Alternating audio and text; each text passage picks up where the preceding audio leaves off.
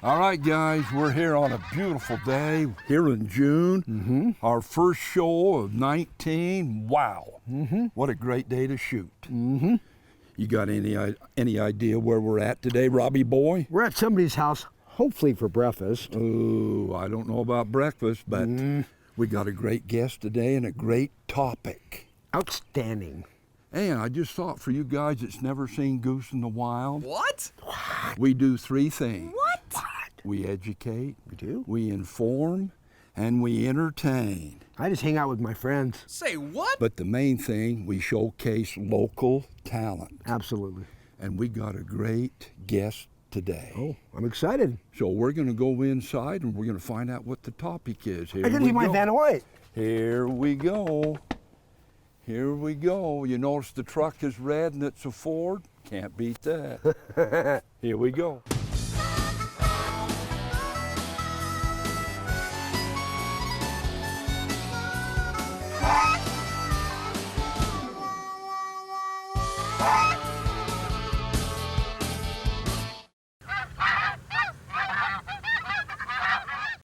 All right, guys, we're indoors now, and it's not as bright in here, so we're going to remove the shades and I already did.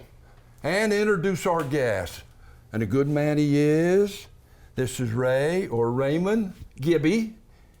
Welcome to our show, man. Thank you. Thanks Appreciate for coming. you. I appreciate you. And our first question, I think our viewers need to know, how does an Arkansanian, that's a guy from Arkansas, Thank you. get here to Utah and do what you do? Well, I had a foundry in Arkansas, but I got too busy, so I actually came back home to Utah because I used to live here about 14 years ago. I moved back a couple years ago, but I actually apprenticed at an art foundry in Springville. Oh, Yep, and so I worked there for about 6 years and learned the foundry trade and learned how to be a professional artist there. And so I actually came back home to Utah. Well, there's the key word today, guys. There's our topic. It starts with an A. You mentioned being an artist. Well, there you go. What kind of artist? Are we talking about a painter? I have painted, but I specialize mostly in bronze sculpture. Bronze sculpture. what's a foundry?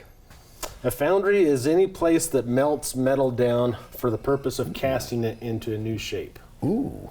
And so specifically, I specialize in being able to cast bronze into shapes that look like things, like animals, people, things like that. Do you have to have an artistic skill to do what you do? That's putting me on the spot for me to say that I have That's an it. artistic skill. That's the ideal. Well, And Goose, think about it. You don't want just a blob of bronze. It's got to have, I would think you'd have to have some skill. Let's just say collectors have all sorts of artistic taste, and some happen to like what I do. so was you good in school? I spent every minute I could in the art room if I could. Today, we're going to draw this picture of a bucking bronco. Yeah, I would take my time during lunch, before school. I had a TA class where I was the teacher's aide in art class. So every opportunity I could, that's where I went. That's one that I did. Holy Oh, crud. now look at that. See? Holy crud. See? I do It more like looks like stick something, figures. See, you're not run of the mill. You're not run of the mill. Look at that, Wow. guys. So if you think you've got a talent like that, have they got an opportunity to be a sculptor? There's always the opportunity. They just need to be smart about it. Well, I'm glad you brought that up, Goose. I call this Mr. Happy. What do you think? I know places where that would sell. How sad is that? Wow. Now that isn't bronze, is it, Ray? No, this is clay. I found this and- laying over there. I just started squeezing it. Yeah, that looks like something you'd see on Gumby or something like that. But he's happy. I know you've got several pieces here in your shop. Yep. So we'd like you to take a look at those now and kind of explain maybe some challenges you had with each piece and go from there. Okay, well, bronze. yeah, this is bronze.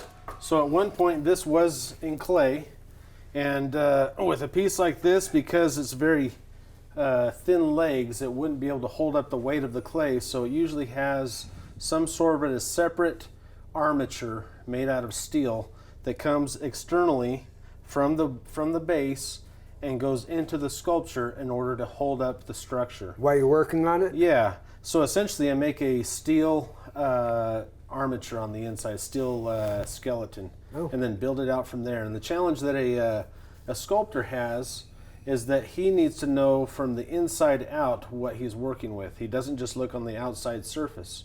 So in other words, you have to start with the skeleton and then think in terms of the muscle structure, and then the fur. In this case, the fur that would be on the outside. If it's a human, you got to think in terms of how the clothes would drape over the anatomy. And so we're always thinking in terms of inside out when it comes to actually making it. And the name of this piece, by the way, is Show of Strength, by the way.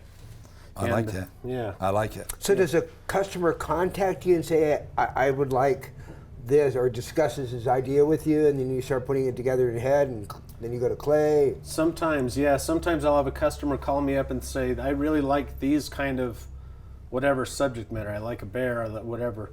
And I want him to do something kind of like this. And so I will go and make maybe 5 sketches and say which one of these is closest to your thoughts on it.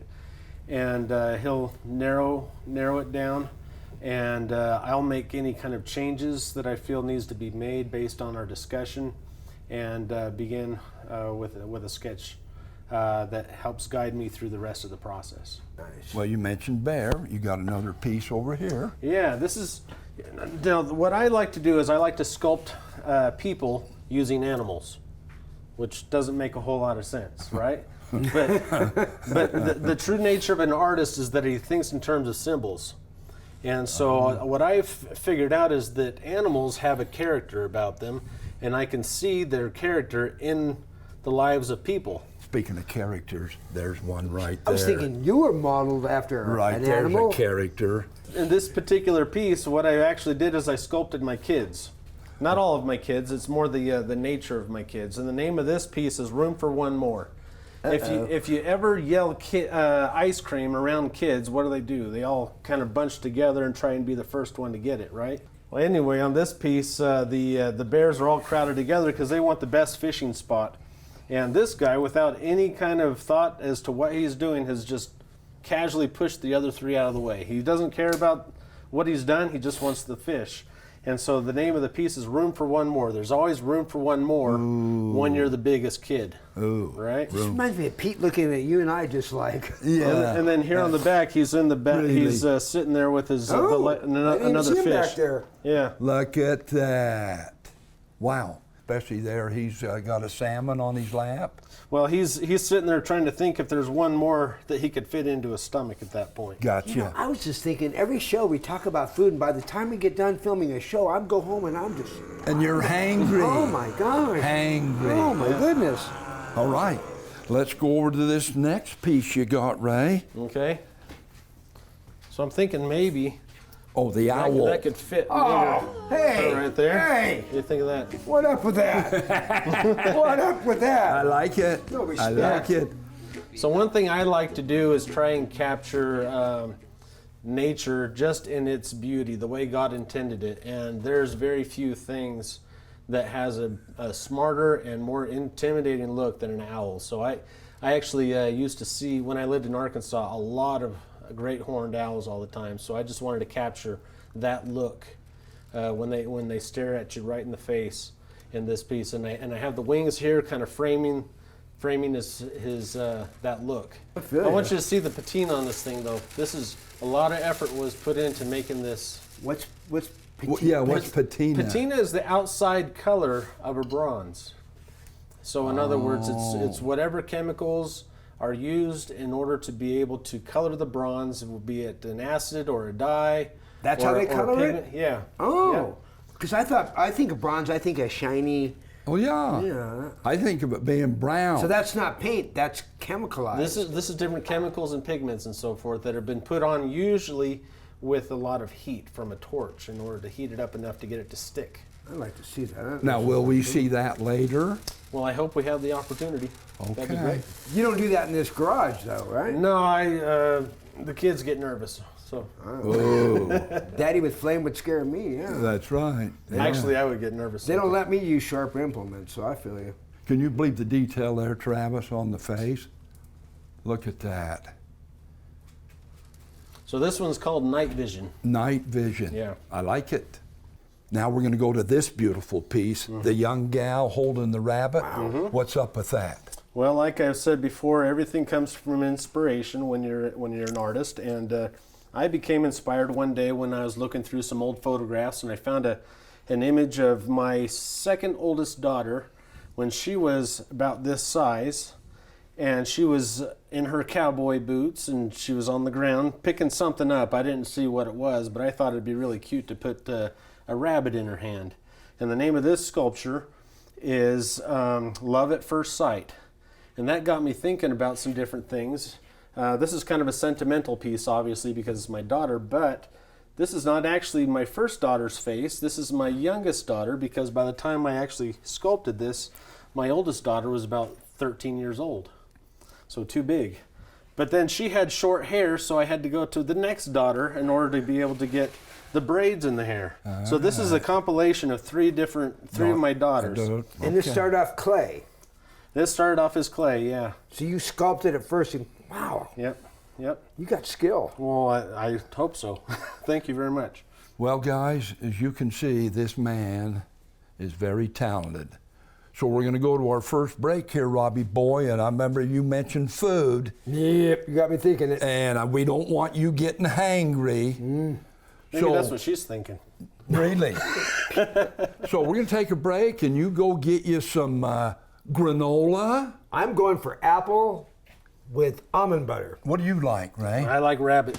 Oh, rabbit. All right, we'll be back in a minute. Don't you worry about what they say about you, Mr. Happy. You are truly art.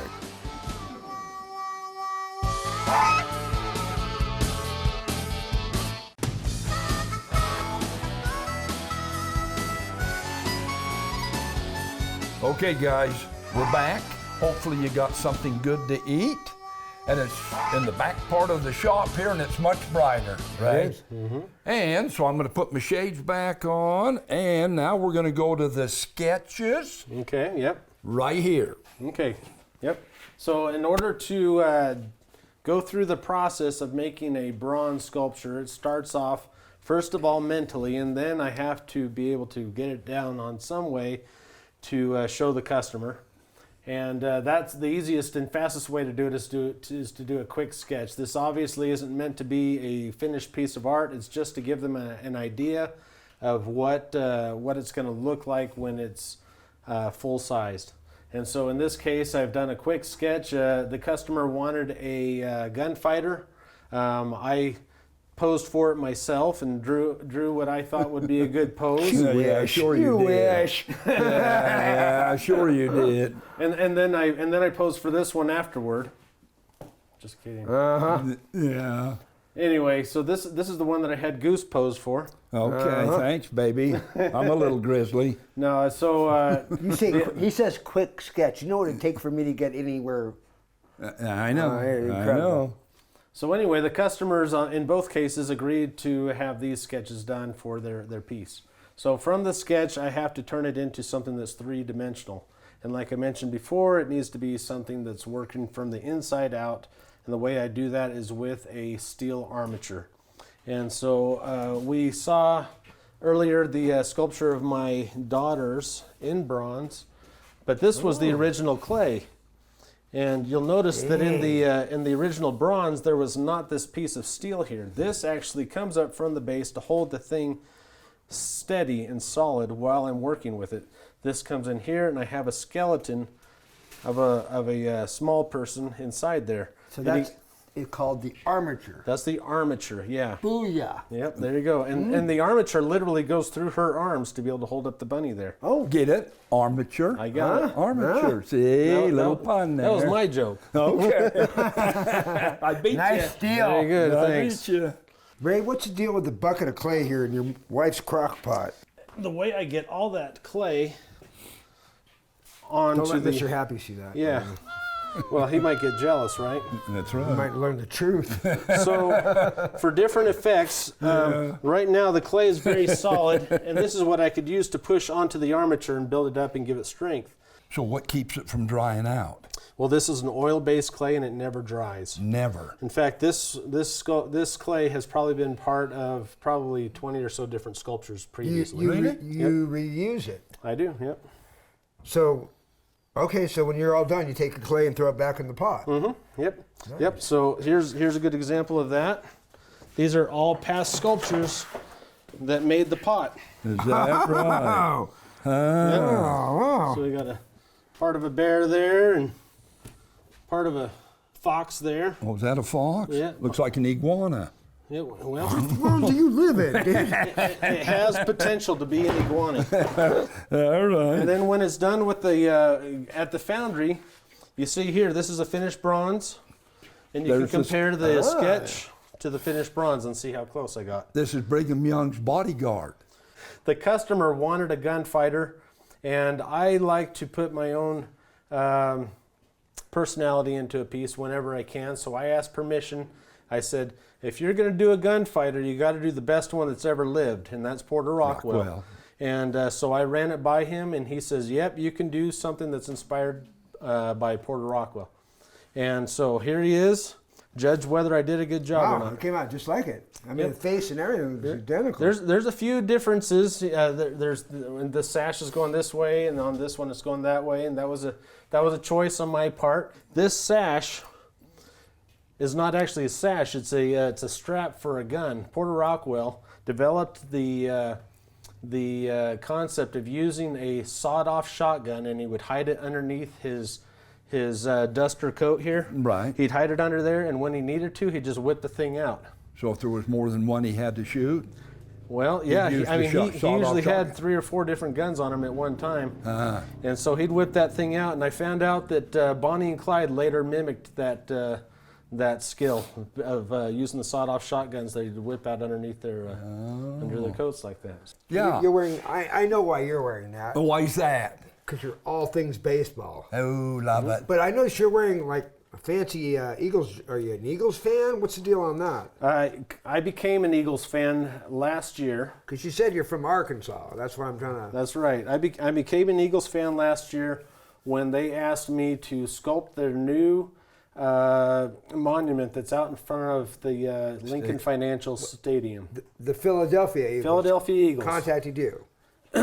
Technically, it was Bud Light. Booyah. Yes, it was Bud Light contacted me to be able to do something for the Eagles as a gift for winning the Super Bowl last year. So, How cool is that? yep. And they gave you a jersey? And I don't drink, so I thought that was kind of funny. And they gave you wow, so the Eagles gave you that jersey. Well, this is the jersey for their quarterback, not Nick Foles. This was Wentz. They gave me his jersey. Apparently, Foles needed his. I don't know, but they gave this to me so that I would have the exact seams and the exact style to be able to sculpt from. That's what we call reference material. Oh. Right. So I actually I don't have it anymore. I had to give back everything else except for the jersey. They let me keep the jersey. Okay, guys, we're back in the south part of the shop, and it's a little darker in this corner, so the shades will come back off. And we're going to talk about this piece right here. Okay, so you talked to me about how I possibly could have got the job from the Philadelphia Eagles. Right. Again, I'm not exactly sure, other than SEO on the internet tends to bring up your name from time to time if you've done a good job of getting the word out there on the internet. All right. And I suspect that because of my work doing football trophies for the NCAA, that maybe that's how they found me. That's the only thing I can figure out. So this here is one of those trophies. In fact, it was the first one I ever did. And this is the Brandon Burlsworth trophy. What he did, the trophy is actually because he was a walk-on for the Razorbacks. That's what I was going to ask. Why him? Yeah, he was a walk-on. All right. And while Okay. he was playing college football, he and his brother got the idea, hey, if I ever make it into the NFL, I want to start a foundation that helps underprivileged kids like we were.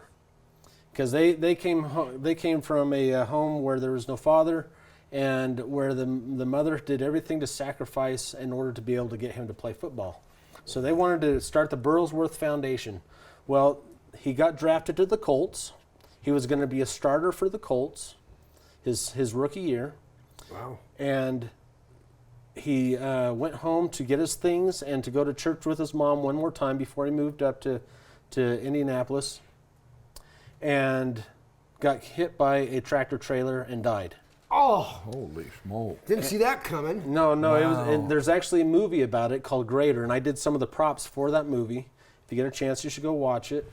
And they talk about how this all happened, but his life story and all the people that he inspired has been named the second most important collegiate trophy after the Heisman, because it's the most superior walk-on in the NCAA. Good on them for keeping it going.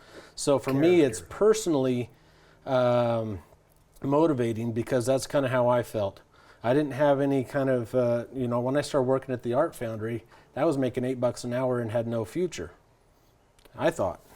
And I didn't have any money. And I didn't have someone who gave me an art name. Some people are fortunate enough to have that passed down from from a father to a son, and then that name is established. So I had to start at the very bottom and prove myself over the years that I actually belong in this industry. Well, And I give credit to my parents for their support and so forth, getting me through all that. that's something else. So just go get you something that'll make you feel good. We'll be back in a minute.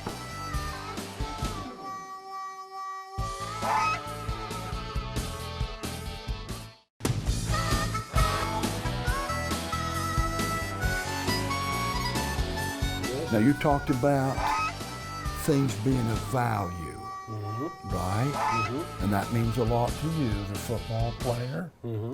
Well, this was given to me by a friend, so this means a lot to me. Wow, okay. That's bronze.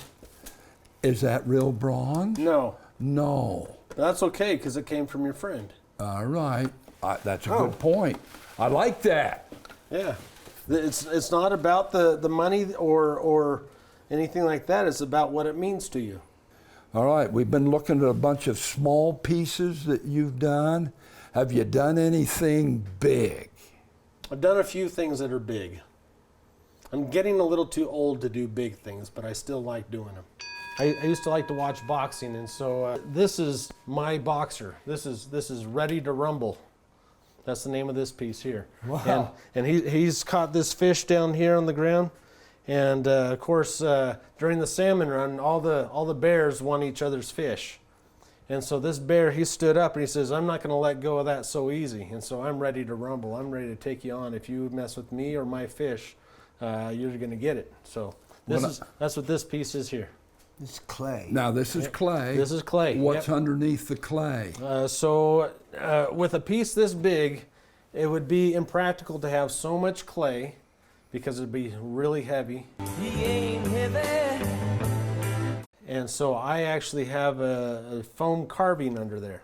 So you had to sculpt it first. So you made a big foam blob and then sculpted it. Yeah, so you start with the armature, and then there's foam if you need the foam, and then clay over the top of the foam. There's the armature, Travis. Yeah. There it is. Good eye, Goose. Yep. There's the armature. Going in from the outside. Oh, there's foam coming. Last thing I want is for this thing to fall on me while I'm working on it. Oh, I don't blame you. Yeah. It's intimidating. Here's a word I don't use much because it's overused now, but this is awesome. Ooh. My sister's going to go, brother, you didn't use that term, did you? I don't use it that often because it's overused. There's one other detail I just noticed. What? I want to know what's up with the happy guy right here. He doesn't look too happy. What's he doing down there? Well, siesta. Siesta. Siesta. He's also known as Senior Happy. I know you want to know this, because we do, right, Robbie? Absolutely. Okay, we talked about the detail and seen a lot of your pieces and all this and that. Some great pieces. Thank you. But we need to know a little bit about the business aspect. Okay. This is what I do for a living. I've done it for about 20 years now. So this ain't a hobby. Not for me, no. Some people it is, and I congratulate them, but for me, I've got mouths to feed, and so I work very hard at the business aspect of it. And unfortunately, it makes it so I don't get to sculpt as much as I want to, because I'm out there trying to get the work out there. And the way I do that is I've got 6 galleries across the country that I work with. I consign my work to them, and then they sell it, and then I get a commission off of everything that they sell. And then the other way I do it is I have my website, GibbyBronze.com, and I have magazines that I advertise through. And the hope is to be able to get as many people coming to me as possible. And that way I can work with them, I can give them pieces that they have in their mind, and I can work with them to make the pieces. Or hopefully they'll look at something that I already have, and by doing that, they'll hopefully want to have it in their home. So do you have to be wealthy to buy your pieces? I would say not. I would say you need to have a love of art. It's kind of like they say in the New Testament. It's got to be a little bit of that pearl of great price concept. Oh. If you find the one piece that provides inspiration, you'll do what you need to get it. Okay? And I don't like to think in terms of how much a bronze or a piece of artwork costs. I like to think in terms of what value it brings to your life. And keep in mind, any money that I bring in from an art sale, I'll spend next week. But that person who buys a piece of art gets to keep that for the rest of their life and even pass it down to their posterity. Like you're saying. And if it means something to them, then it'll provide value for the rest of their life. You know what I'm thinking? What's that? Rob and I. Wait, did you use the word thinking? Yeah, Oh, wow. Never thought. Yeah, you know what I'm thinking? Rob and I, we want to go to the foundry. Oh, heck You want to yeah. go see where it's made, huh? Where they melt the Yep. stuff. Yeah. Oh, yeah. Oh, I Yeah. totally That's a wanna good see idea. that. Let's go do that. All right, All I'm all right, over so that. until our next show at the foundry. Wow, it's going to be fun. And this is such a great day today here in your shop. Thank you. And I've had fun. you know how we close our show. Sure. Right? Let's do it. Let's do it. Remember, we love you. We truly do. And we will see you at the foundry.